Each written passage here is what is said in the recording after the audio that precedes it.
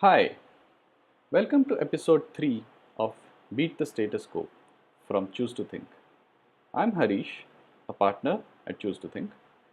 In this episode, we'll be talking about some trends in the future of work and what it means to you today. First, something about us. At Choose to Think, we help teams and individuals up level. That means we help them bring change to their world, grow to new levels, and innovate. While doing this, we have amassed a treasure chest of ideas, wisdom, and frameworks which we share via this series called Beat the Status Quo. In the previous episodes in this series, we have covered ways to improve your chances at succeeding at your goals and lessons from autodidacts on how they learned while beating the status quo. So, today's episode about the future of work. We've all been hearing a lot about this topic. Almost every consulting company worth its salt has done a report or a podcast on it. I have been following this topic for a long time now as it is of personal interest. So instead of you spending your time trying to figure out what these reports and podcasts say, I've tried to bring the insights from those reports to you. The other thing with this topic is that it's all about the future. So you tend to think, let's cross the bridge when we'll come to it. So we've also put together some key takeaways that will be relevant to you today. You learn about some interesting ideas like the alternative worker and tertiary careers. You'll also figure out why you'll do at work what Sylvester Stallone did in real life. So, why is everyone doing this crystal ball gazing and trying to predict these trends? There are way too many ideas that have been allowed to continue because that's how things have been all this while. We have adopted ideas that were relevant at some point in the past but make no sense anymore. For example, annual performance reviews, meetings, working in an office, annual leaves, having bosses or supervisors, and so on. In the recent past, though, there have been rapid changes in the expectations from the business, employees, customers, and the environment as well. The workforce has become much younger, and of course, there's technology. Technology has always been a disruptive force at work. In the past, many functions, jobs, and even industries have become obsolete with new technologies coming in. For example, the printing press put the calligrapher out of business. The machines put the mill workers out of work. The first automatic telephone exchange did the same to operators, personal computers to typists, and so on. The pace of technological advances, the kind of jobs that are being made obsolete, and in my opinion, the ease of spreading panic these days via social media, white papers, and webinars like these help in magnifying the problem into something much bigger and a grave one. So, what are these trends that could shape the future of work? There are some trends like increased diversity, increased focus on ethics and transparency. Organizations should not have waited for the future and these trends to hit them to wake up to these ideas. Some organizations might get impacted significantly due to these. But in this webinar, we'll be looking at trends that will impact you at a more individual level. So, the first big trend is shorter time frames. Businesses will find it difficult to plan and allocate budgets for very long gestation projects.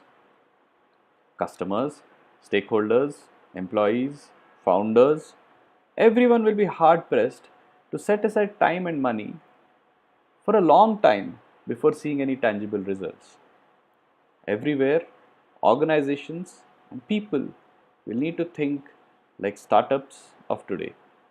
This will mean more widespread adoption of ideas like design thinking, prototyping, lean startup, Fail early, fail fast. This will also mean more work to be done as projects. I've heard of this idea where companies are expected to work like Hollywood films. No, I don't mean the big budgets, but how there are specialists that come together for the duration of the making of the film or a particular project and then disband and may or may not get together again as a unit for the next film or project. One downside with this model is the lack of continuity, and the experience or learning from past projects may not be available if a SWAT team is being put together for every new project. This is an opportunity for those who can see the big picture, make sense of how the smaller pieces fit in, and can become mentors for the project teams. While project durations are becoming shorter, the average career spans of workers will become longer because of reasons like longer lifespan and the fact that there will not be any concept of retirement. In a talk by an R&D team looking at life in 2030, we heard the concept of a tertiary career. What you learned in college is relevant till the age of 45, when you need to learn new skills to remain relevant for the next 20 years.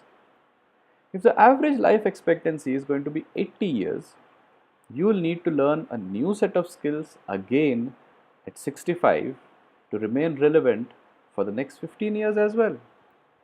So yes, you'll need to stay a couple of steps ahead to ensure you're ready for the next transition before it's time, so that you can make that transition from a position of strength. And by the way, organizations are hard pressed to make sense of the changing environment for themselves. So don't wait for anyone to define what's next for you.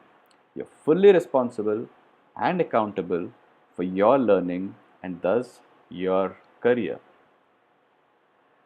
We heard of this interesting term called alternative worker. An alternative worker could be a freelancer, an off campus or remote worker, or could even be a bot. With the concept of project teams being put together with defined outcomes and durations, the idea of an alternative worker is even more appealing. Many companies are already doing this. The so-called gig economy has also contributed to this. There are organizations like ours which don't have any employees on their roles. They work with alternative workers who might also be working remotely and come together for specific projects. In this context, we can see that a freelancer and a bot are at the same level. What skills does the project require? And whoever or whatever meets the requirement becomes a part of the team, whether it is a bot or a freelancer. What does this mean to you? Again, take charge of what value you'll deliver to your team and the organization. Does this mean bots will take away jobs from humans? I'd reframe the question to ask, what are the kind of jobs that bots will take up? Automation is best placed to replace jobs that are repetitive and can be easily defined as algorithmic steps. Artificial intelligence, on the other hand, also lets one perform the more creative jobs that many thought could only be done by humans. Some thought leaders have tried to look at the past and say that just like how people with professions like mill workers and typists found new jobs in the past, we will also survive this wave. Looking at history to predict future trends may not work every time. Conditions are different. The sheer volume of people and jobs that are going to become redundant or obsolete, the pace at which these changes are happening are all different. So the past trends may or may not be useful while predicting the future. It is difficult to imagine though that all jobs will be taken over by bots. A more realistic thought is that while the bots will take up the boring jobs, it will free up humans to do the work that requires higher order of thinking, again like sense making and understanding the bigger picture. Futurists also talk about ideas like universal basic income. In the absence of jobs, everyone will get paid by the governments and thus will be free to work on the stuff they really want to and find satisfying. While I'm not going to stick my neck out on I definitely think organizations will need to make work more meaningful if they want humans to take them up. I do believe there will be a class system in the organizations of the future. People who are ready will get the more humane jobs, and those who aren't will be given jobs that will be the equivalent of palliative care, that is, care for the terminally ill. Yes, there will be jobs for them, but there will be no denying the inevitability that bots will replace those jobs. If the boring grunt jobs will be done by bots, the demand for the humans who will do the work, which will be done only by humans, will go up.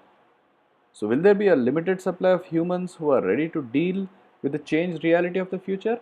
Yes, I believe so, because too many organizations and people are trying to throw either old school ideas or some fancy new technology to solve the challenge of the future ready worker. So it all boils down to taking charge. So, what does this mean? The interesting thing is that the behaviors or skills that we're talking about that will help people get ready to face the future have been exhibited by many people over the years. They are timeless in that sense and have always been relevant. Just that people have not had an opportunity to deliberately get better at these over time. So, what should you do to be future ready? While there are many things to do and skills to learn when you challenge the status quo, my three immediate recommendations are: create a personal brand. This is usually underrated. The world needs to know what you stand for, what is your brand promise. Practice deliberate curiosity. Everyone is born with the curiosity superpower, but over time it becomes a dormant power. If you're watching this, chances of you being curious are very high. But we would still recommend building a very deliberate habit of curiosity and not be satisfied with what you have. Learn how you learn. We really don't know what you'll need to learn in the future. But if you learn how to learn, and more importantly, how you learn, then you will be in a good position to handle whatever the future throws at you. Your strategies and tactics will change depending on what level you want to reach. Learn enough to be dangerous or become a serious practitioner or an expert. So that brings us to the end of this episode of the Beat the Status Quo series. We'll have more interesting topics for uplevelers like you coming up in the days ahead. You can join the Beat the Status Quo mailing list for early access to upcoming episodes and bonus recommendations. You can write to us at contact@choosetothink.com to tell us what you thought of this episode and to recommend future topics as well. You can also visit us at choosetothink.com. Thank you.